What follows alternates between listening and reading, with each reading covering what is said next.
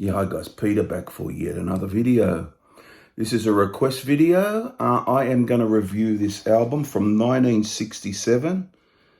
Quite an album that's had a bit of mixed reception over the years. It's been reappraised a few times by people. It's 1967's The Rolling Stones, their Satanic Majesties Request. I've got some notes here with me. I've just played it a bit recently. I remember, I haven't heard it for some time, but I gave it another listen for this review, a couple of listens. And from 1967, there's Satanic Majesties Request, 44 minutes in length, released on December the 8th, 1967, recorded at Olympic Studios in London. Okay, now I'll just show you the back. It's got 10 tracks. And this is the CD Digipack version. It's quite great artwork in it. There's no question about that. There, it's a great cover. I love the cover. Very, very interesting. Very psychedelic. And I reckon they took a little bit from the Beatles' Sgt. Pepper. It's obvious in style and a bit in style, but yeah, it's obvious they probably did that, but yeah, there you have it, guys. It's a cover. As I said, 10 tracks.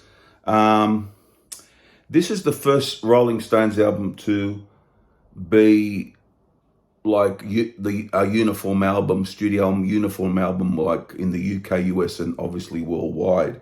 Because the other albums earlier, when they were released in America, covers were changed and tracks were changed and so on and so forth. This is the first one that was sort of, from then on in, this album was all the same.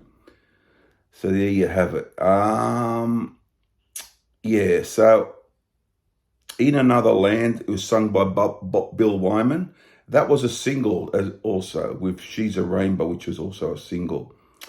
John Paul Jones from Led Zeppelin does a string arrangement for She's a Rainbow, which is a gorgeous track. And it was gold in the US, and number 2 in the US as well in the charts. UK number 3, Australia out here was number 1. Got me a lot of mixed views upon release. There's a couple of studio musicians, most notably Nicky Hopkins, that great piano player, organ player, keyboard player, which he was on quite a lot of Stones albums. So that's some notes. And I'm just going to talk a bit about the album. It's an album I really haven't, I've had this for ages, but I really haven't, flogged to death or anything. I've played it a bit over the years. That's that sort of album with me, here and there. Gave another listen for the review today, but we'll just get into it. Very psychedelic sounding album, of course. As I said, mixed reviews. Starts with sing this all together. I don't mind this. It's got a bit of a catchy feel to it. I wouldn't say it's the greatest song in the world, but it's not too bad. Now then we get into Citadel, which is a bit more on the a little bit more on the guitar. Quite a catchy tune, actually. It hangs together well, and it keeps you interested. And I say, of the earlier songs on the album, that is one of the standouts, I would say, in my opinion. In Another Land, Bill Wyman. I don't think Bill is the greatest singer. He only sings the one song. Apparently played organ on this track. This was a single. I don't know why it was chosen as a single. Baffles me a bit. Yeah, Bill, it's not a bad tune. I wouldn't say it's the greatest thing ever, but it's not a bad tune. 2000 Man's really good, very poppy, very catchy, really good melody in it. I really love that one. That's obviously a standout from side 1 of the album, the first few songs anyhow. So there's a couple of good ones already, Citadel and 2000 Man. Kiss did 2000 Man. They rocked it up with Ace Frehley on the vocals, which is the one I know, the one I heard first, actually. I heard that when they were on their Dynasty album from 79. very rocked up version, really great version. But this is the original by the Stones is a very poppy version, but you can see it's got something about it. It's got that catchy feel, good sing along feel to it. It's a good tune. I like 2000 Man, either version. Sing this all together, very experimental. They stretch out a bit, it's a bit longer. I mean, sing this all together, see what happens. That's what in brackets. Very long track. It overstays its welcome a bit. It reminds me a little bit of the Pink Floyd song or Peace. I wouldn't say it's a song. Power Talk H from The Piper of the Gates of Dawn. It reminds me a bit of that. They stretch out a bit. It's very experimental and not one of my favourites, I must admit. Not one of my favourites on here. Next is She's a Rainbow. Beautiful melody, the piano. Just a great Stones song. Got to the top 30 in the US singles charts. Great song. Probably the best song on here. Really great Stones song. It's really a beautiful track. You know, she comes in colours. She's a rainbow, as they say.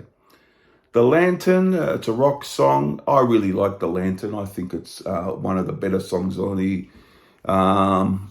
It keeps you interested. It's quite a well-written song, actually. You know, I think Jagger does a good vocal on that song. Gompa starts off, the next song, Gompa, starts off quite well, gets a bit experimental. It sort of loses its way a bit for me, but it's okay. I don't mind Gompa. 2000 Light Years from Home, another highlight. As most people would say, She's a Rainbow and 2000 Light Years from Home would be the two best songs on here. Mick Jagger himself has said that he doesn't really care for the album that much apart from those two songs. I read that somewhere. 2000 Light Years from Home, very psychedelic, very well done. It's got a few effects in it. Pretty good song. I quite like it. And on with the show where Jagger does a sort of a mock vocal, and there's a lot of voices, people, and you hear voices in the background. There's sort of a mock vocal. Not a bad finish to the album. But it's a bit of a mixed bag, this one. But I reckon 4 or 5 are really good. I think She's a Rainbow is an obvious one. It's a great song. 2000 Light Years from Home is a great song. 2000 Man, very good. Citadel, very good. And probably the opening track, Sing This All Together.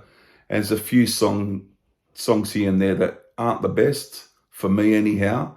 But I will continue listening to it a lot. I've had this for many years. But I think a fair score for me is no way to 10, or I wouldn't give it a low score either. I'm going to give this, I think, a fair score for me because in my enjoyment factor of the album, I liked a few of them and I wasn't big on a few of them. So it's a bit of half for me, this one. Bit of a peaks and valleys album. I'm going to give it a 7. I think that's a fair score. I thought about giving it a 6, but I think it's a bit better than a 6. So I gave it a 7. 8 I considered, but no, it's I think a bit in the middle there. A bit of 7 out of 10. It's a good album without being a great album. I think this one could grow on me even more when I have more listens to it. But top 3, I'll go She's a Rainbow 1, 2000 Light Years from Home 2, and number 3, I'm going to go Citadel. Or Lantern's pretty good too, but Citadel or The Lantern for the third choice. Weakest track, probably Sing This All Together, See What Happens. It gets a bit long and it gets a bit experimental. I don't mind experimental music so much. As I said, it's got a bit that Pink Floyd feel around that time. I love Pink Floyd, but more into the 70s Pink Floyd. And that'd probably be the weak point. In Another Land's not too crash either, but not too great either. But yeah, probably go Sing This All Together, See What Happens as my least favourite. But there you have it, guys. 7 out of 10 from me. What would you give it? Comment down below. All those things. The cover is an awesome cover. Full marks for the cover. Just love it. It's colourful. It's psychedelic. Fantastic. But for the album, 7 out of 10. Comment, subscribe, all those things. See you guys very soon for the next one. Won't be too far away. Bye for now. Bye.